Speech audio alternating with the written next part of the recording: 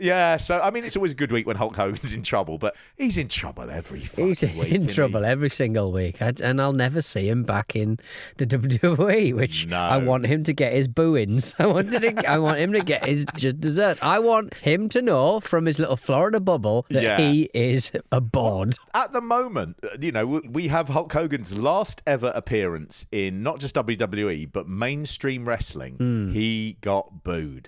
That is a legacy that is... I mean, no one's going to take a chance and go, well, let's try and get him back and see if we can get him cheered. Yeah. It's just, that is going to be it. His last appearance, he got booed. Was he a bad guy? No. He was supposed to be a beloved icon. He was selling beer. I mean, TNA can't afford him, so they'd have a tilt, wouldn't they? They'd have a go. They'd send him an email, wouldn't they? I think, funnily enough, I think their relationship now with WWE has basically meant that they wouldn't. That's right, of course, yes. They would be a bit nervous about that. The only place I can see him ever doing something would be like New Japan. Yes. And I think that's the only place he'd be able to go. They would be thankful for any sort of sense of star power. But I can imagine a lot of the people working there would be like, oh, this would be a bad look. Can you imagine Zack Sabre Jr. just going, yeah, bring Hulk Hogan along? He'd be like, no fucking way. No fucking way. No fucking way. Get that fucking old man off my ring. Yeah. If I see him, I'll fucking belt him. It'll be a good angle. I'd like to see that. But yeah, so another nightmarish week for Hulk Hogan. A good week for WrestleMania, I thought. So I think I know who's going to be at our August 30th event in Cleveland. I'm going to make a special phone call, That sounds I might know somebody. Yeah, I'd say so. The guy himself, the big man himself. Man.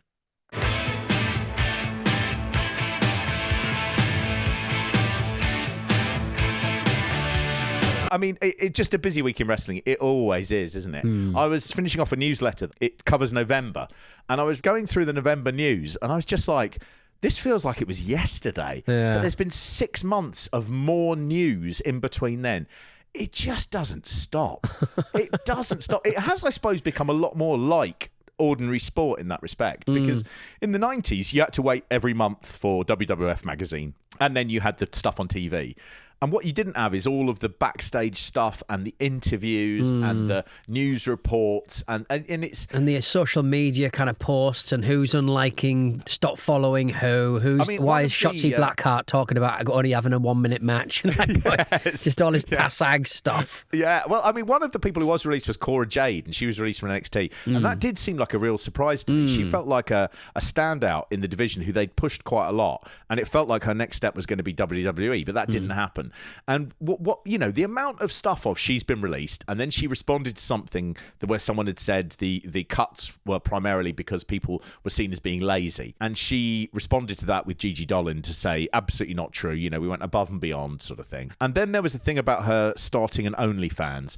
Then there was a thing where she started having a 3-way thing with Shotzi and Jimmy Lloyd of GCW asking for a match. And I was just like, she had literally left 24 hours ago, and there are 19 stories that have come out of it, and she was one of about 20 people who was released, and it's just like fractals on a snowflake. This just doesn't stop. There's so much of it.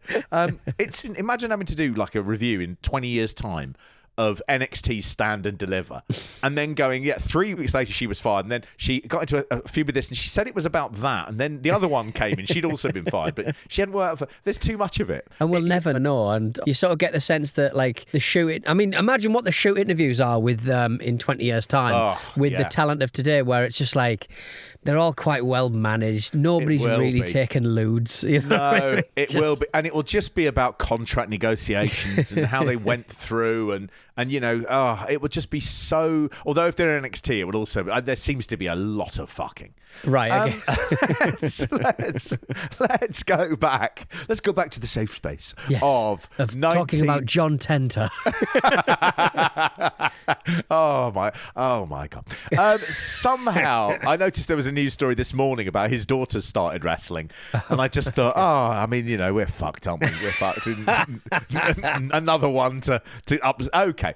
Let's... Mark, did you see that picture that I sent you via Banya of the new video. I forwarded Peter straight to the police. I mean, you know, look, these things happen. They do happen. I did go through the comments to see if anyone was like, "You cheeky fucking Herbert." Disappointingly, no. It was 100% positive stuff. Yeah, I think he has a nice fan base. Yeah, absolutely. Let's steal it. They were really like, "This is some of the best work you've done. You're the master." And I thought, no one fucking writes that under our stuff, do they? They're all.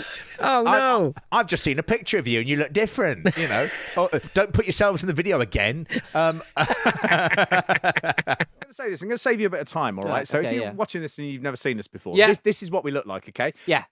I know some of you are going to be surprised. Yeah. And CM Punk, Mick Foley. Yeah. It's out there. And You you're like, don't do it anymore. I didn't think he was going to look like think he was 50. giant haystacks. I'm like, sorry. You know. Yeah.